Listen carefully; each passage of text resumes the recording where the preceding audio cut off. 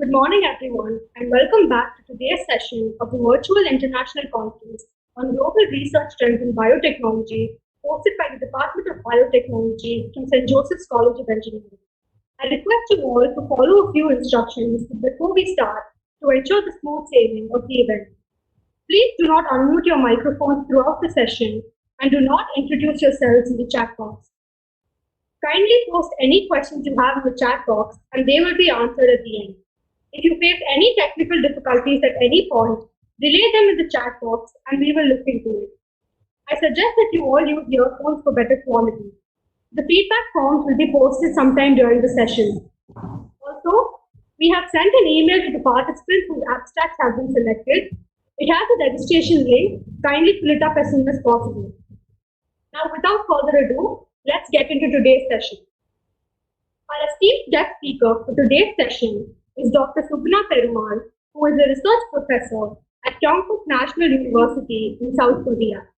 She initially completed her BSc Chemistry in the year of 2002 at the Government Arts and Science College in Dharmapur. Here, she procured the first rank in her college. She then obtained her master's degree from the Bharathidasan University, majoring in chemistry as well. She pursued her doctorate in nanomaterial science from Frey University in Berlin in the year of 2012 with a thesis on the investigation on interaction of multivalent ligands on noble metal nanoparticles.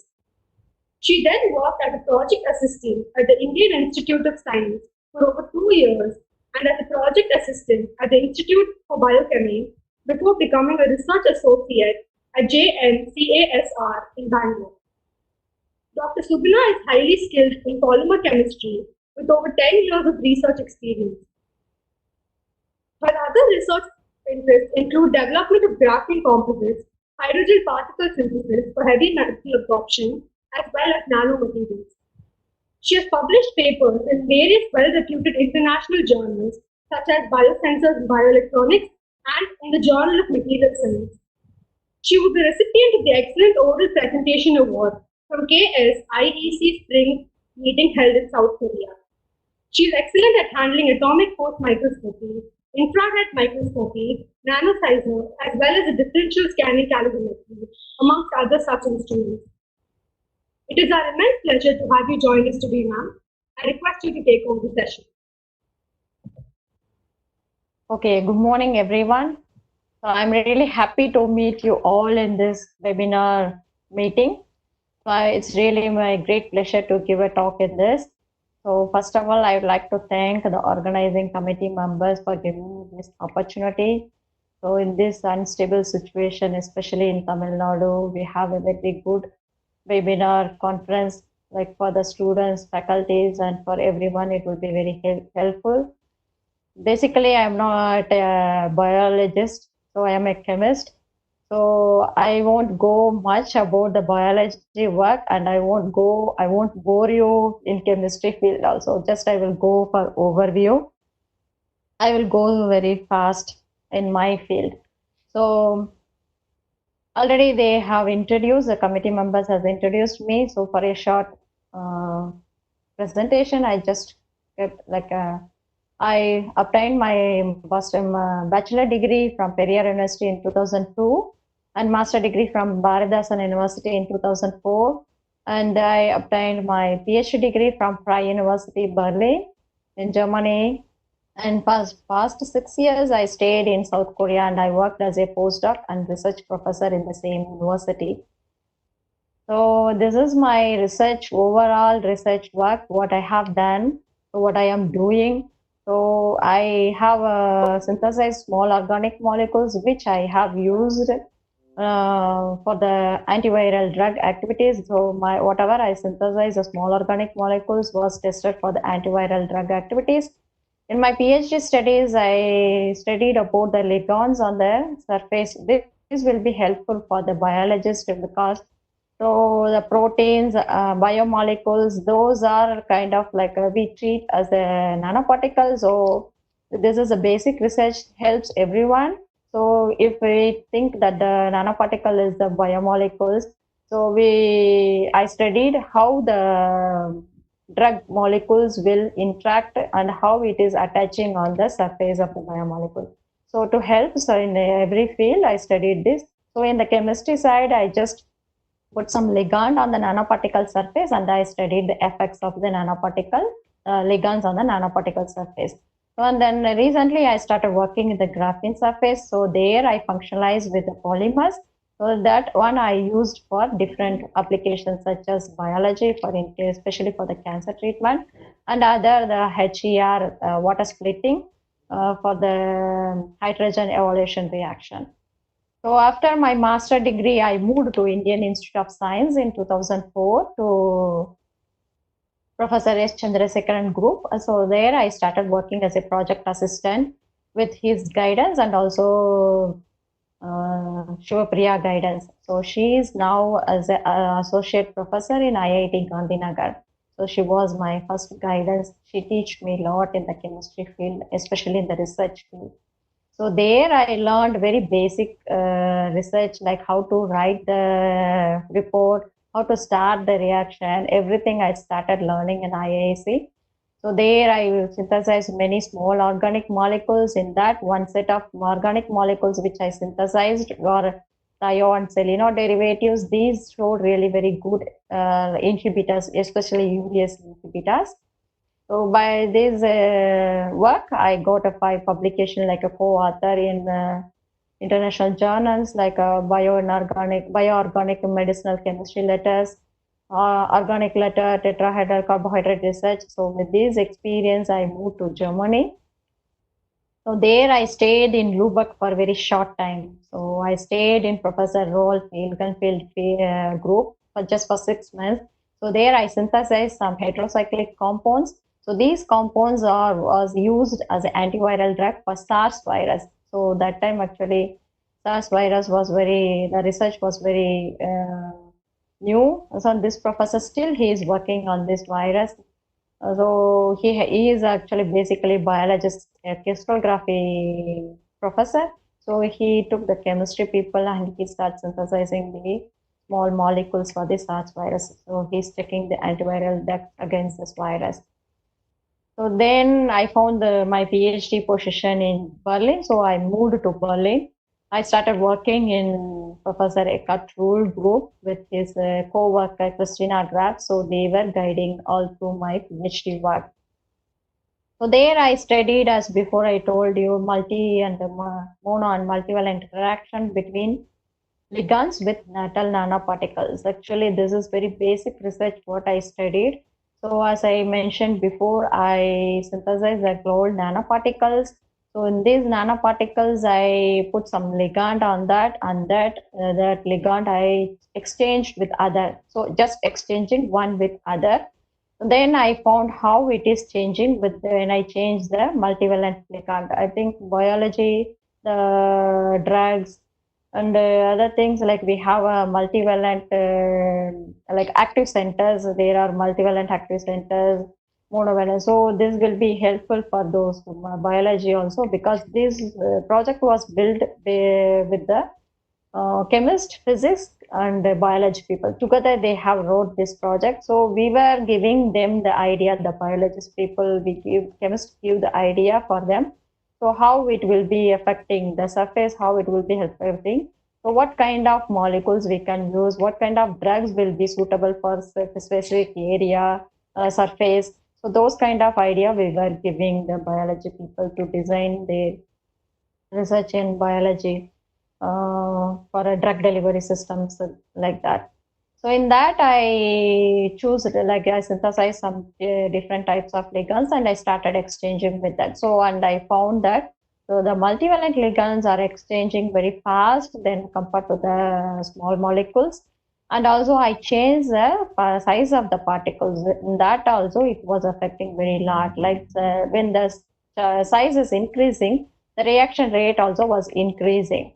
So one set of one set of work I was done with that by exchanging reaction. In other set of 2 parts where I have done in my thesis. So in the other part, I just synthesize the nanoparticles along with the ligands, small molecules and macromolecules, kind of like multivalent ligands. So I checked what are the size, shape, how it is affecting the shape when we synthesize along with the ligands. So these two main important aspects were studied in my thesis. And then later I moved to South Korea along with my husband. There I started working in Hankook National University as a postdoc in Professor In Wo Chang's group. So there I stayed nearly like more than 6 years I stayed in his group. So then I started working with polymer, which was a very new field for me. Then it took some time to learn. And then with polymer and graphene, I was working. So in his group, I developed the very good stable dispersion, graphene dispersion for different applications.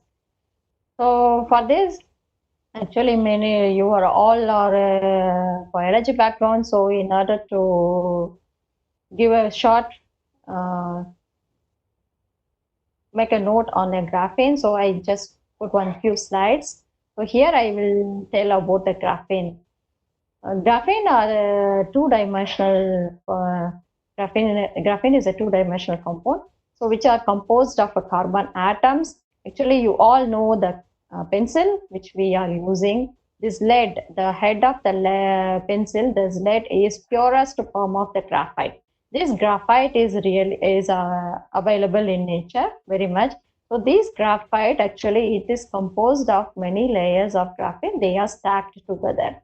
So the stacking of the graphene leads to the graphite, but this graphite we cannot use for application directly. So we have to exfoliate the graphite from these graphene layers from these graphite.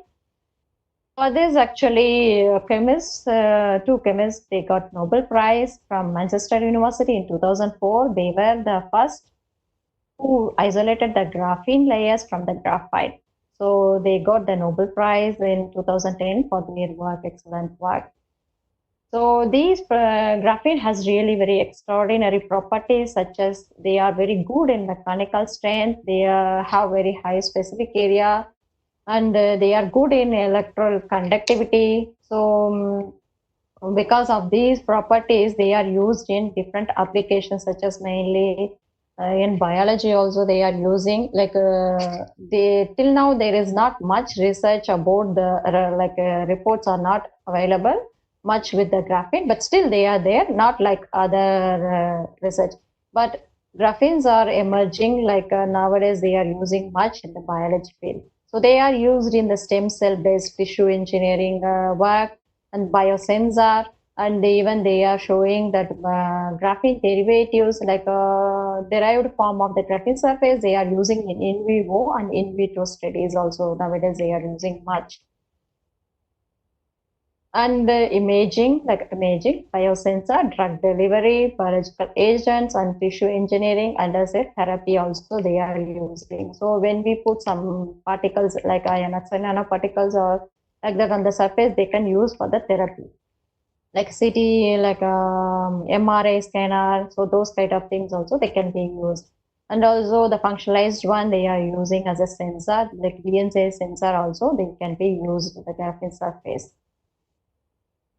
So other than the biology effect, recently these will be commercially available very soon. Actually, these are the new products, not yet marketed. So this is a graphene filters which can be filter the salt water with drinking water. So it can be, the salts can be removed by this using the graphene filter. And this is the dye. So nowadays we dye our hair with our favorite color. So here is the hair dye which is made up of graphene. This can be they cannot be washed, like for 3-4 washes it will be stayed in on our hair. And they found the shoe in Manchester University, one of the group in Manchester University. They designed the shoe which the sole is made up of the graphene. So they prove that this is very flexible, so it will be useful for the sportsmen, so especially for the running people, so athletics. So they can be used because it is very flexible. So other than this, so what I use with graphene, along with the graphene, only graphene cannot be used in many cases. So it needs some binder or some functionalized thing.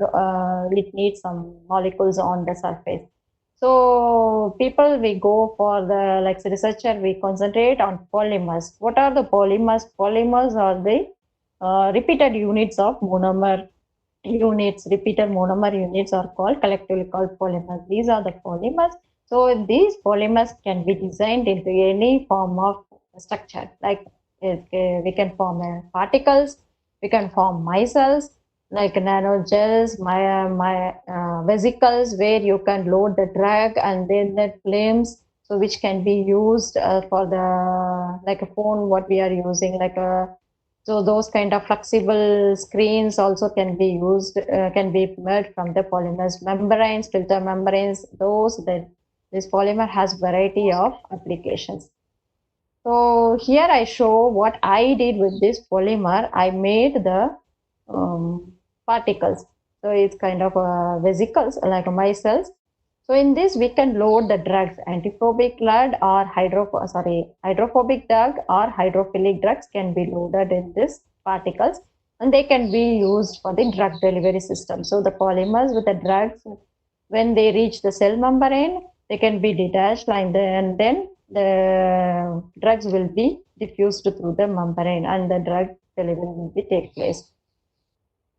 So polymer, it has really very good applications in vaccines and also antibacterial application, drug delivery system, which I explained before, and drug carriers for vaccines. So these polymers, like natural polymers, are all available, biosynthesized and chemically synthesized polymers are available. All polymers has really very good applications. So along with the graphene and polymer, it has very good application. So they have really very good application. So this is one kind of polymer. So where they can be used for the drug delivery. In this polymer, actually we put some drug. So when you put some light, these are called thermoresponsive polymer, like stably responsive polymer. So these polymers will respond by UV radiation or thermolight, like when you heat it up. So when you heat it up, this drug will come slowly, and it can be used for the drug delivery system. So such kind of polymers we are doing in our lab. So what I did, I worked with amphiphilic polymers. So what are amphiphilic polymers? Amphiphilic polymers are composed of hydrophobic and hydrophilic unit. So when you look for the skin structure, our skin structure also is a kind of amphiphilic structure. They have amphiphilic, like a amphiphilic polymer. So they have both hydrophobic and hydrophilic layers in our skin structure. So they're the lipid layers. So that's why we concentrate on the amphiphilic glycopolymers. So we synthesize the polymers with amphiphilic units like hydrophobic and hydrophilic together, so that we can go for the drug delivery system. So here I used polymers, and then I made them nanoparticle. It's a kind of nanoparticle. So it's a micelle. So where it has a hydrophilic head and hydrophobic tail. So in this micelle, we can load hydrophobic drug inside, because this is the red color thing are hydrophobic. So we can load the hydrophobic drug. So when you prepare the vesicles, so these has the hydrophilic head and outer also hydrophilic head. So in this case, you can load hydrophilic drug inside. So as a preliminary test, I have used this polymer and I made the vesicle. You could see here, this is a confocal image. These green dots are the vesicles which I prepared by using the polymers, and then I loaded the drug, which is RS2A. So this is RS2A is a retinol derivative, vitamin A derivative. So this drug I just loaded in the vesicles and I used for the drug delivery system. We did not go for the in vivo or in vitro studies, just we did in our lab. So using very simple setup. So this is called the transdiffusion cell system. So this is a membrane which is considered as our skin structure, like hydrophobic, hydrophilic membranes are used, and we put the drug loaded polymer here, and we have a solution here. So and we take the solution here, and we will take by with the time how the drugs are delivered, like how the drug delivery is increasing with the time or not. So for that we have used this system in our lab. So we designed ourselves and we made the setup like this, and we used the polymer which is made up of PEG and styrene. The styrene unit is a hydrophobic, so I loaded the hydrophobic drug in that. So then I checked how much it is delivered. So as the shown here, the drug was delivered maximum in 5 hours. It was very good, efficient. So as a chemist, we cannot go directly first to the in vitro or in vivo studies for the biology studies. So first we have to test in the lab. So for that, we just checked initially how it is delivering, the drug is delivered or not. So by this simple setup, we checked it was confirmed that drug is delivered. So then later we will be going for the further studies. We will send this polymers to our biology collaborators. They will be doing some biology study. And then the next part, actually, I did some graphene dispersion, which I used for the drug delivery system. For this, I prepared very stable dispersion, graphene dispersion. So for this, I choose the monomer. I prepared the polymer using some monomer, which will be biocompatible. So as you see here, the structure, this phosphate group, which are in this polymer, this is called a phosphocholine unit. So as you all know that phosphocholine unit we have in our skin structure also. So I choose such kind of monomers. So then I prepared the graphene with this polymer. I stabilize the graphene surface with this polymer, and then it becomes biocompatible. So then there I loaded some iron oxide nanoparticle on this polymer. So they will have an interaction with this phosphate. So they are decorated. So now I have graphene polymer with iron oxide nanoparticle. So then I gave these composite, this stable dispersion I gave to my biology collaborators. So they loaded the doxorubicin. So you all know these are used for the cancer therapy. So they loaded the doxorubicin drug, and then they checked the drug delivery for this using thyroid cancer cell. So this is the characterization which I have done for my composite, which I prepared.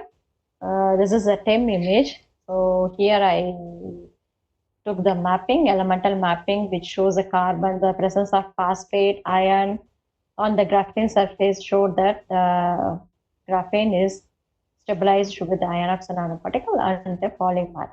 There, this is a confocal image which was obtained by our collaborators. So here by this image, it is really very clear that the drugs, the doxorubicin was delivered to the thyroid nucleus. And further, it was confirmed by the Western blot. So here you could see that the growth of the cancer cell are arrested and the killing is increasing. Killing of the cancer cell is increasing. So the biology thing confirms that our composites which I prepared is really very efficient for the drug delivery, especially when it is delivered to the nucleus of the cancer cell.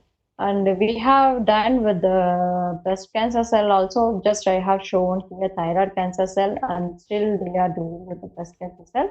But still, the results are good in other cell also. So this confirms that our graphene composites can be used for the biology. In this case, actually, it was a new. It is not yet published. Actually, till now, whatever the paper comes out with the graphene for the biology studies are all or derivatives of the graphene surface. But here I use the graphite, what is available in the nature. I took the graphite, I exfoliate with the polymer. So this is a new one and very short method to prepare the composites which can be used for the biology studies. Other methods, what are reported one, they takes really long time to prepare the graphite. But then by using my method, it's very simple to prepare the composite biocompatible composites. So in the conclusion, I tell that it is I prepared the very stable graphene dispersion, and also it was successfully used for the drug delivery system, especially for the cancer cells. So till now, I gave the overview idea of my research work. So there are I asked actually one of the organizing committee members. So whether there are master students, undergraduate students are there in the meeting. So they told, yeah, there are many master students. Actually, I went to the many conference, international conference in the past 1 year. I gave the overview idea, like how you can enter for the master degree after your undergraduate graduation, or how you can go for the abroad for your higher studies. So in all my talks, I usually give some overview, like what are the opportunities available. And here, this is a biotechnology conference, so I don't want to bore you all in chemistry field. So I put some slides. So this could be helpful for the master students and undergraduate students. So as I studied in IIC, I stayed in IIC for 2.5 years. I know what are the opportunity to go get in there for higher studies and in abroad also. So here I showed in this slide, there's various opportunity after your master degree or bachelor degree. So some students will like to go for the company. So they aim for the company after the studies to earn money. Or some students will aim to become teacher. So they will go for B.Ed and they become good teacher. So some they go for MPhil degree and then they do the PhD degree. These are the scientists from our India. So I showed some pictures of the scientists. So we have, and then, so how you do in this? What are the opportunity? As per my knowledge, what are the opportunities there in India? So for PhD, where you can do PhD? So you can do in other than the private autonomous institutes, other than state universities. I think state university, autonomous institutes, we all will be knowing a little bit.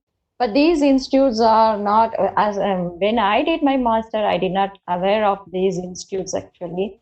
So there are good institutes where we can pursue our PhD degree in India without going to abroad.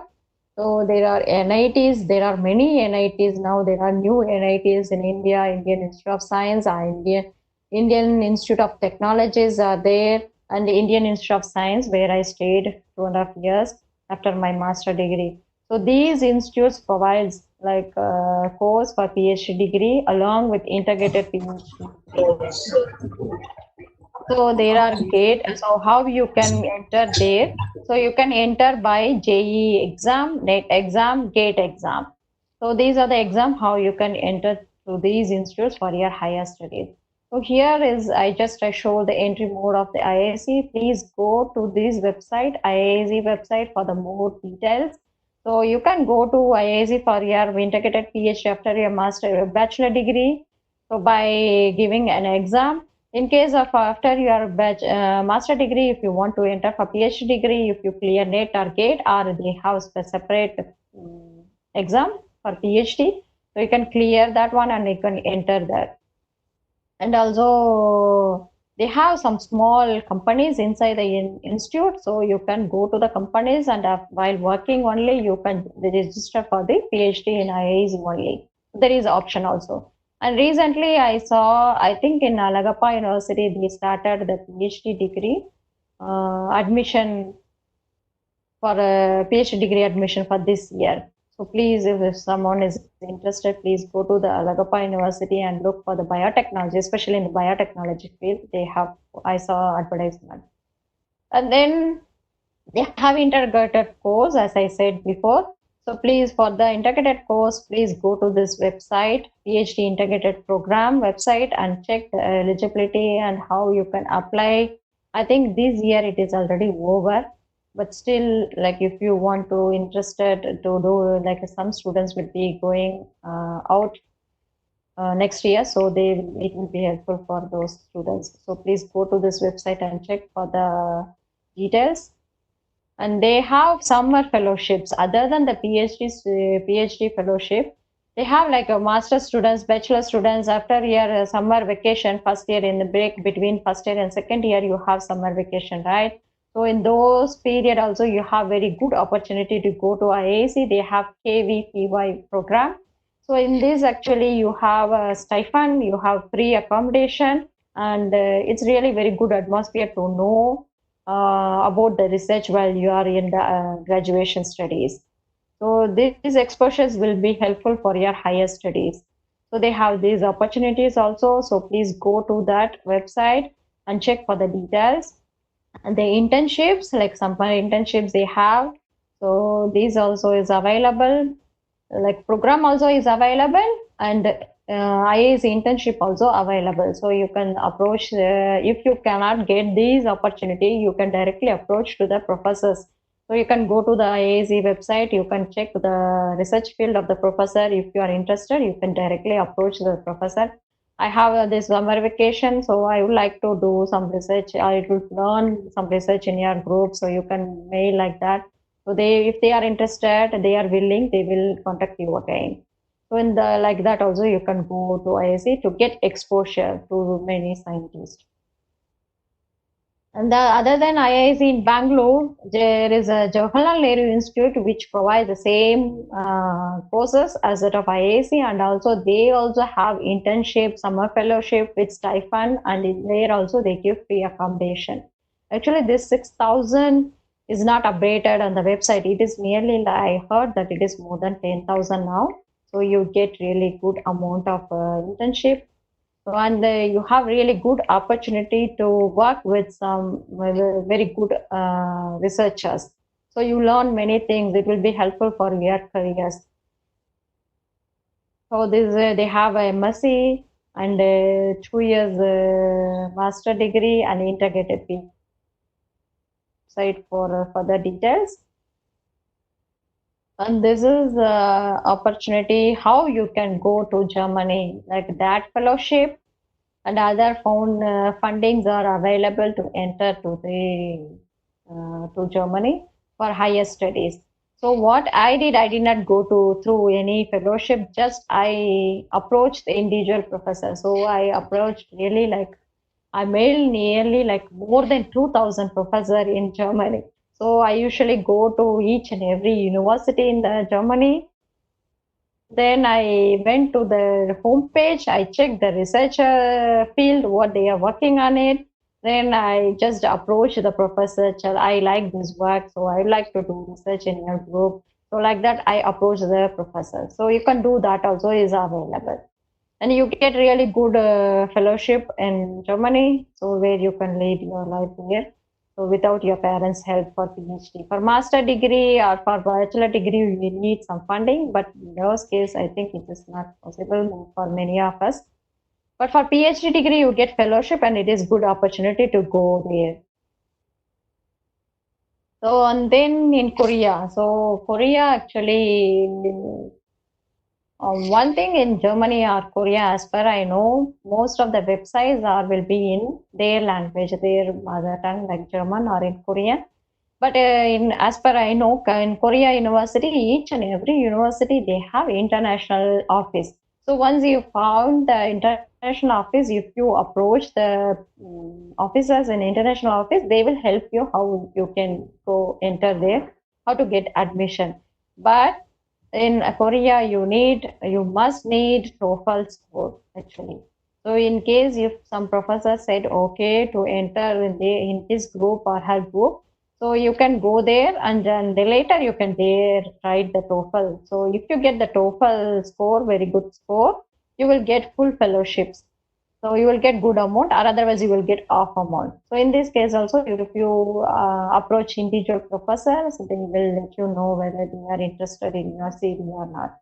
So these are the way how you can enter to the higher studies to abroad.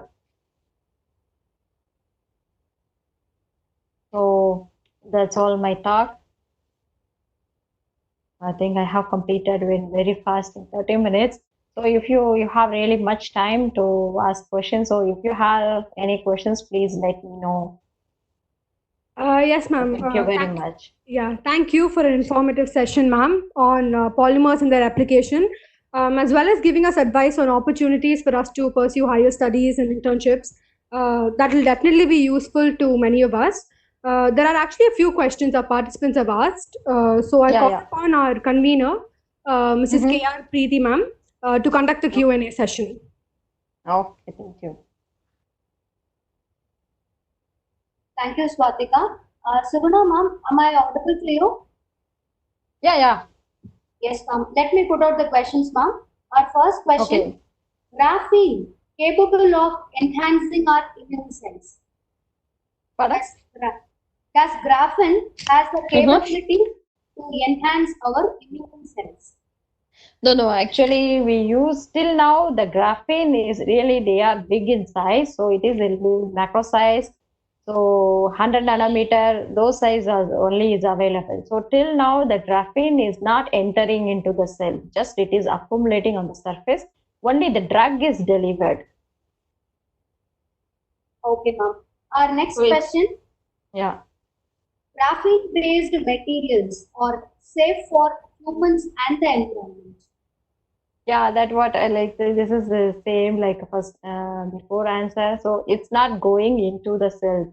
Till now, it is not. We chemists are not shown that the graphene structure is not going inside the cells. So it is just accumulating outside. So it's not harmful. But also we are putting the biocompatible compounds on the surface. So this is not harmful. So in case if it is entering, actually entering also we are showing, but they are really flexible and it is just carbon. So it says that it will come out without any harm. They are really flexible. Very thin layer of graphenes are really flexible to enter the cells. So they are saying that, but we did not prove that for the, like, I think in vitro study, in vivo studies are not much on this topic. So they are doing now actually. Okay, ma'am. Our next question, what is the stability of this polymer? How it is differ from liposome nanoparticles? Pardon? What is the stability of this graphene polymer? How it Uh-huh. is differ from liposome nanoparticle? Actually, the stability, they are really stable. Like I stored this dispersion for really like 6 months. So I prepared this graphene dispersion and then I kept like for a month and then I gave to my biology collaborator. They also kept for a few months because they performed with the cell and then they had some problem in the lab. So they kept it in the lab for a few months, but still they were stable. They also told this dispersion is really stable. So this is not degraded, like these are not disintegrated by the time. So it tells that it is really stable. Okay, ma'am. Next question.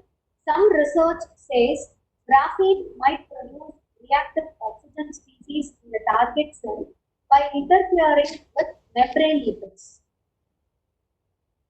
Ma'am, can you please repeat the question? Yes, ma'am. Some research says graphene might produce reactive oxygen species in the target cell by interfering with lipid membrane. So they're asking you, what is your opinion, ma'am? No. Actually, what I use the graphene is not, it's not reactive actually. So I use the graphite surface. I did not use any derivative form of graphene surface. So derivative form of graphene surface, usually they have some functional groups like ozone, like epoxide group, carbon dioxide groups. So those kind of groups, they have possibilities of making free radical and they can split up and it makes some emission, like it will split up into some chemicals like carbon dioxide, those kind of things, free radicals things, it will be danger. But in my case, I did not use such graphene layers. These are clean graphene layers. This is just graphene. That's it. So in my case, it won't happen.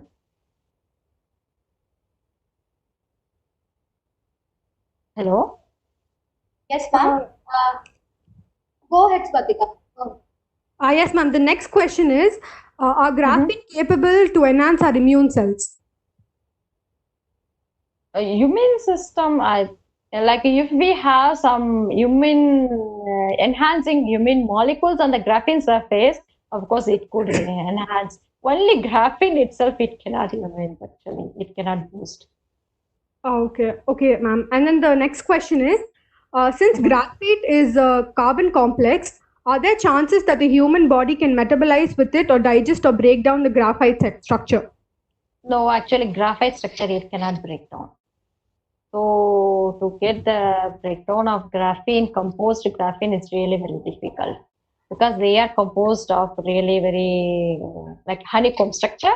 So if we use some derivatives of the graphene surface, it is possible maybe. But in my case, I did not use such graphene surface. So this is not possible. The one thing, as I told before, I did not, till now, we did not show that these are entering into the cell. Just it is staying out the cell membrane. They are accumulating on the cell membrane. Just the drugs are delivered. So this is like a carrier. So till now, what we are doing, the graphene dispersion, so those are like a drug carrier. So they are not entering into the cell. Okay, ma'am. And then the next question is, what is the stability of this polymer? How it is differed from the liposome nanoparticle? Okay. So actually liposome nanoparticles, those are actually, they can enter into the cells. So then they enter into through the cell membrane and then the drugs are delivered. In my case, actually, I said before, they are not entering, they are staying out. Actually, in some case, actually, we have like a skin problem, right? For those kind of application, for those kind of work, so we can use the patches, right, on the skin structure. So those kind of things, we need that. So the materials should stay on the skin, like only the drugs or the medicine should go enter to the targeting material. So those cases, our composites will be helpful. In those kind of things only it will helpful. So it is not like we did not emphasize that our particles like graphene materials is not as good as which are made with the liposomes. They are not as good as that. Still the research is going on these graphene, but like as a emerging field, we are doing slowly like how we can go for the next step. Till now it is shown that the drug is like a drug carrier only. Then later maybe we go for the drug delivery system, like inside the cancers, like inside the cells. Okay, ma'am. And the next question is, do accumulation of graphite on the cell surface affect other molecular transport?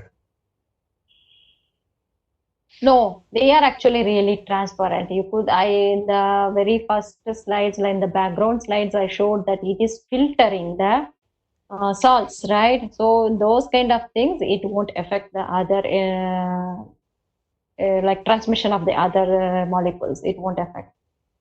Okay, ma'am. Thank you, ma'am. And the next question is, can you please comment on the principle or method that guides and regulates the delivery system towards the targeted organ or tissue? Actually, these biology things, I don't know much because I gave to my collaborators. So actually, this is not published work. So it is under revision. So that's why I did not show much work on this, slides on this. So actually, maybe when we published, then it will be shown actually. Okay, ma'am. And the next question is there a possibility that the graphite layer can react with the drug it carries and changes the chemical nature of the drug? No.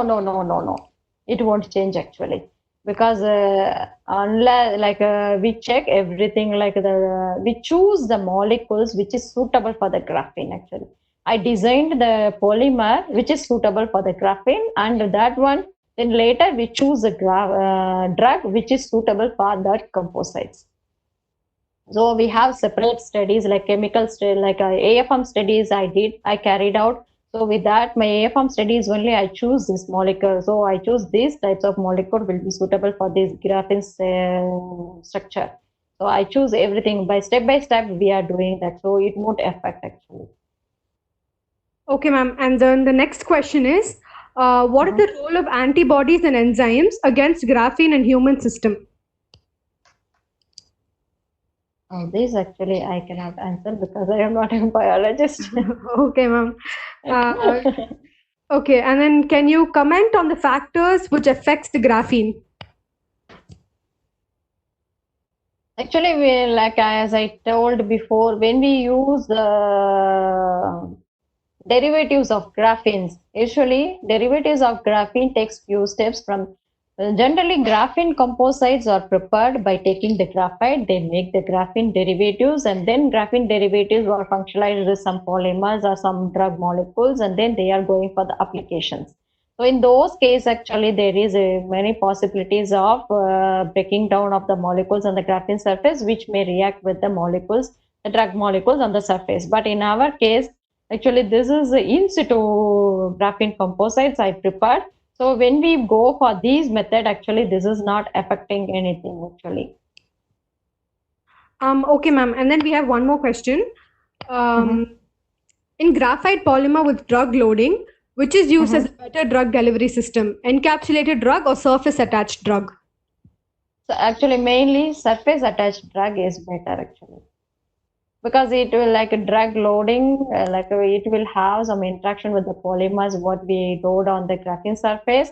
So then the interaction will be interaction is not like a covalent, like weak interaction, right? So those interaction will be breakable. So it is used for the drug delivery. Not in encapsulations, it won't be that good as this.